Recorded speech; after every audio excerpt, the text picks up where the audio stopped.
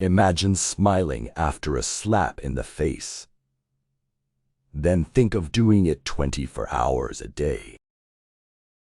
If you are distressed by anything external, the pain is not due to the thing itself, but to your estimate of it, and this you have the power to revoke at any moment. Never let the future disturb you. You will meet it, if you have to, with the same weapons of reason which today arm you against the present. It is the power of the mind to be unconquerable. Warriors should suffer their pain silently until we have begun to go without them. We fail to realize how unnecessary many things are. We've been using them not because we needed them, but because we had them. Complaining does not work as a strategy. We all have finite time and energy. Any time we spend whining is unlikely to help us achieve our goals, and it won't make us happier. Life is such an intolerable hell, solely because it is sometimes beautiful. If we could only be miserable all the time, if there could be no such things as love or beauty or faith or hope, if I could be absolutely certain that my love would never be returned, how much more simple life would be. One could plod through the Siberian salt mines of existence without being bothered about happiness. Unfortunately, the happiness is there. There is always the chance, about 850 to 1, that another heart will come to mine. I can't help hoping and keeping faith and loving beauty. Quite frequently I am not so miserable as it would be wise to be. Remember, it is not enough to be hit or insulted to be harmed. You must believe that you are being harmed. If someone succeeds in provoking you, realize that your mind is complicit in the provocation, which is why it is essential that we not respond impulsively to impressions. Take a moment before reacting, and you will find it easier to maintain control. The things you think about determine the quality of your mind. For what prevents us from saying that the happy life is to have a mind that is free, lofty, fearless and steadfast, a mind that is placed beyond the reach of fear, beyond the reach of desire, that counts virtue the only good, basins the only evil, and all else but a worthless mass of things, which come and go without increasing or diminishing the highest good, and neither subtract any part from the happy life nor add any part to it. A man thus grounded must, whether he wills or not, necessarily be attended by constant cheerfulness and a joy that is deep and issues from deep within, since he finds delight in his own resources and desires no joys greater than his inner joys. Misfortune nobly born is good fortune. Regard a friend as loyal, and you will make him loyal. Limiting one's desires actually helps to cure one of fear. Cease to hope and you will cease to fear. Widely different as fear and hope are, the two of them march in unison like a prisoner and the escort he is handcuffed to. Fear keeps pace with hope. Both belong to a mind in suspense, to a mind in a state of anxiety through looking into the future. Both are mainly due to projecting our thoughts far ahead of us instead of adapting ourselves to the present. You should live in such a way that there is nothing which you could not as easily tell your enemy as keep to yourself. Nothing is burdensome if taken lightly, and nothing need arouse one's irritation so long as one doesn't make it bigger than it is by getting irritated. What really frightens and dismays us is not external events themselves, but the way in which we think about them. It is not things that disturb us, but our interpretation of their significance. To be everywhere is to be nowhere. Think of your many years of procrastination, how the gods have repeatedly granted you further periods of grace, of which you have taken no advantage. It is time now to realize the nature of the universe to which you belong, and of that controlling power whose offspring you are, and to understand that your time has a limit set to it. Use it, then, to advance your enlightenment, or it will be gone, and never in your power again. You know yourself what you are worth in your own eyes and at what price you will sell yourself. For men sell themselves at various prices. This is why, when Florus was deliberating whether he should appear at Nero's shows, taking part in the performance himself, Agrippinus replied, "Appear by all means." And when Florus inquired, "But why do not you appear?" he answered, "Because I do not even consider the question." For the man who has once stooped to consider such questions, and to reckon up the value of external things, is not far from forgetting what manner of man he is. It is not the man who has too little that is poor, but the one who hankers after more. From the philosopher Catullus, never to be dismissive of a friend's accusation, even if it seems unreasonable, but to make every effort to restore the relationship to its normal condition. Stop wandering about. You aren't likely to read your own notebooks, or ancient histories, or the anthologies you've collected to enjoy in your old age. Get busy with life's purpose. Toss aside empty hopes. Get active in your own rescue if you care for yourself at all, and do it while you can. Today I escaped anxiety.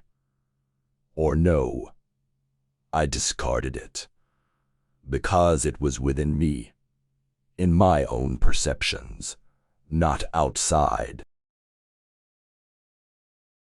Remember to things that everything has always been the same and keeps recurring, and it makes no difference whether you see the same things recur in 100 years or 200, or in an infinite period, that the longest lived and those who will die soonest lose the same thing. The present is all that they can give up, since that is all you have, and what you do not have you cannot lose. Remember to act always as if you were at a symposium. When the food or drink comes around, reach out and take some politely. If it passes you by, don't try pulling it back, and if it has not reached you yet, don't let your desire run ahead of you. Be patient until your turn comes. Adopt a similar attitude with regard to children, wife, wealth and status, and in time, you will be entitled to dine with. Go further and decline these goods even when they are on offer, and you will have a share in the gods' power as well as their company.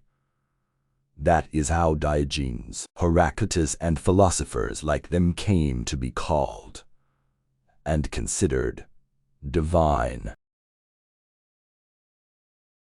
If you want to make progress, put up with being perceived as ignorant or naive in worldly matters. Don't aspire to a reputation for sagacity. If you do impress others as somebody, don't altogether believe it.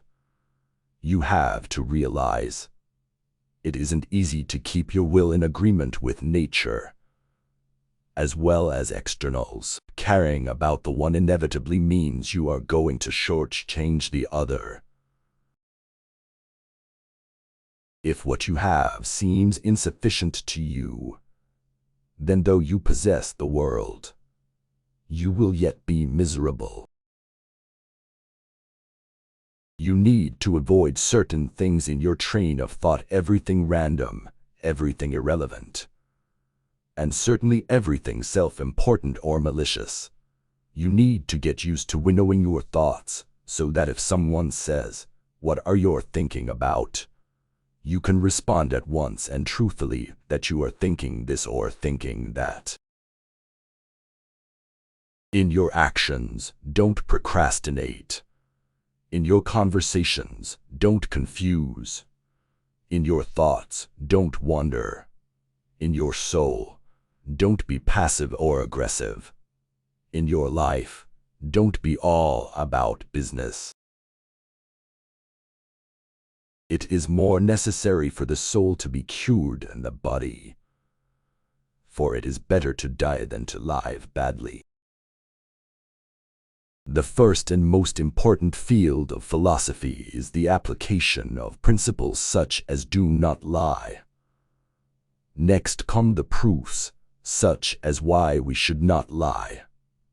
The third field supports and articulates the proofs by asking, for example, how does this prove it? What exactly is a proof? What is logical inference? What is contradiction? What is truth? What is false? Remember that all we have is on loan from fortune, which can reclaim it without our permission, indeed, without even advance notice. Thus, we should love all our dear ones, but always with the thought that we have no promise that we may keep them forever, nay, no promise even that we may keep them for long.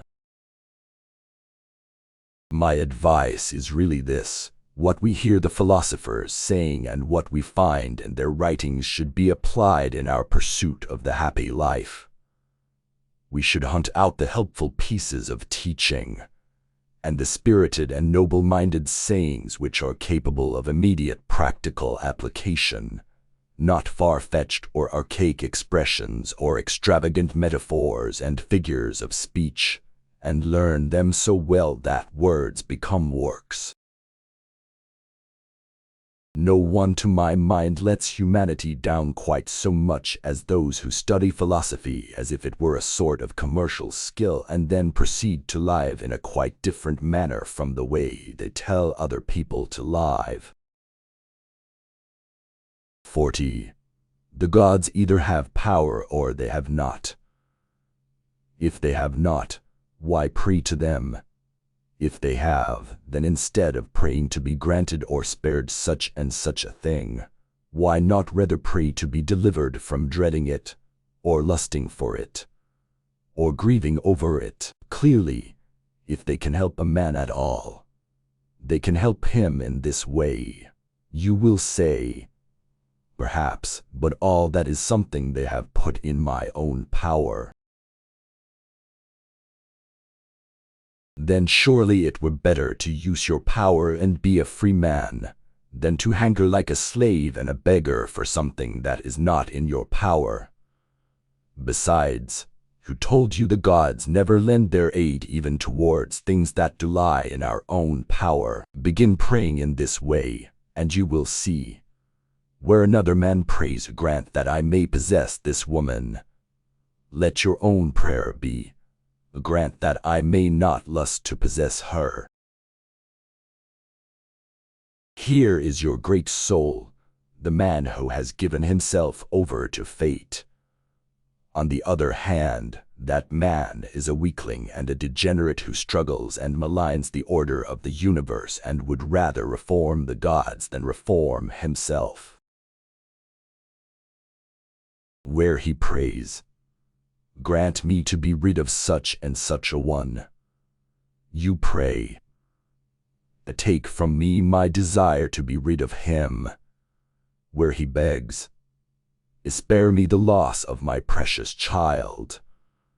Beg rather to be delivered from the terror of losing him.